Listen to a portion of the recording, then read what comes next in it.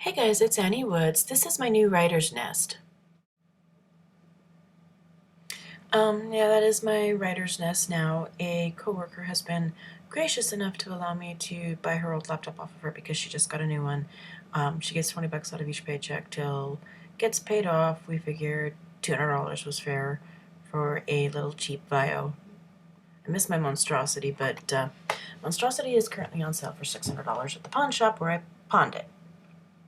My problem with that is all of my files and things are still on the hard drive because they don't clear it out. And I didn't because I expected to get monstrosity back, which means some of my writing, all of the pictures, and dear God, there better not be a little granny lady or a high school student who gets my laptop.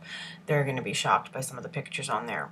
Not porn, get the dirty thought out of your head, but I like scantily clad women artwork, especially the fantasy art.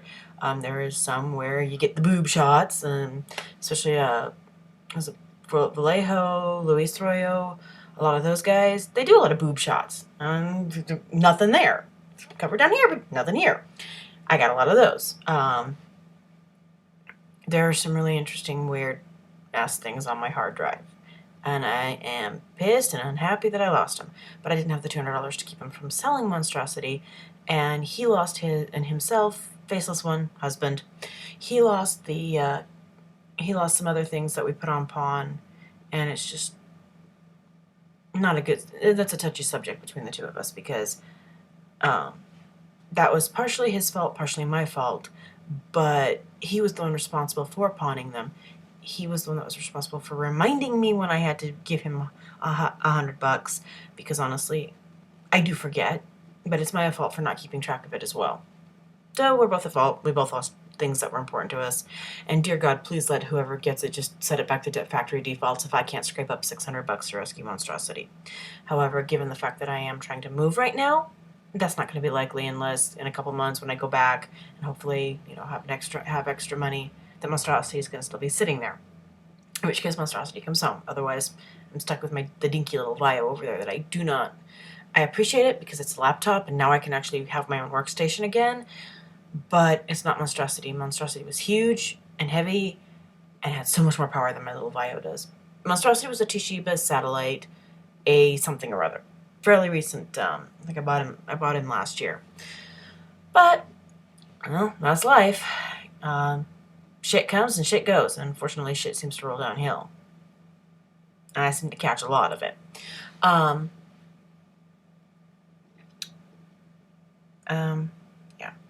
I've been doing a lot of thinking lately about life in general, the way things are going, and as far as I'm concerned right now, life sucks. Life seriously sucks. I know I was talking to Rachel earlier. She's had a pretty rough week. I won't go into it.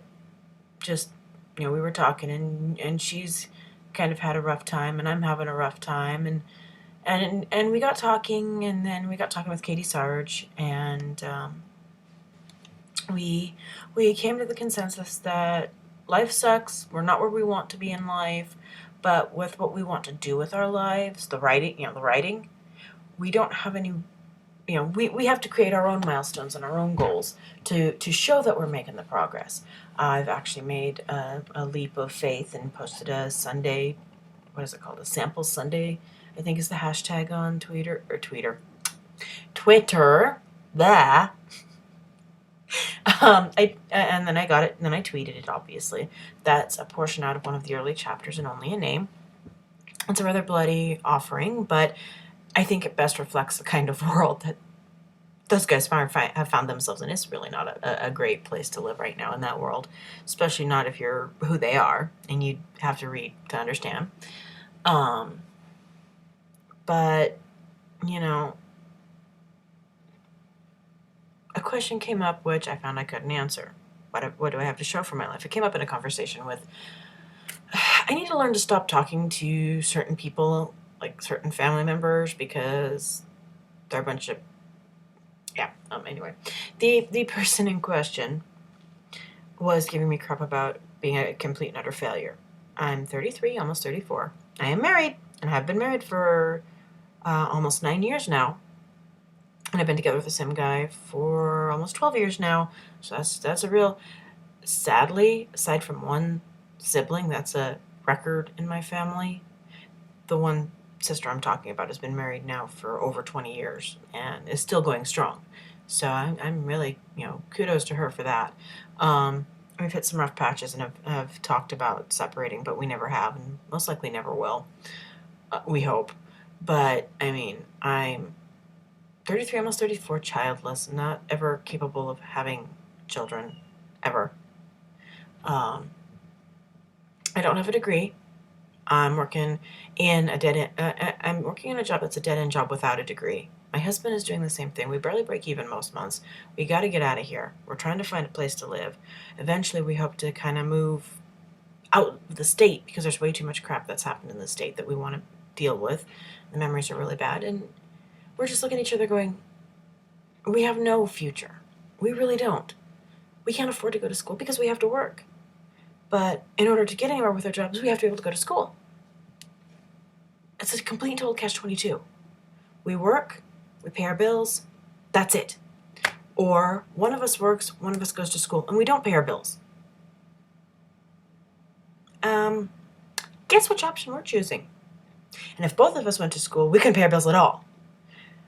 We're choosing the adult, responsible, pay our bills, get a, work. Hopefully in a few years we'll have saved up enough to live off of so that one of us can go to school.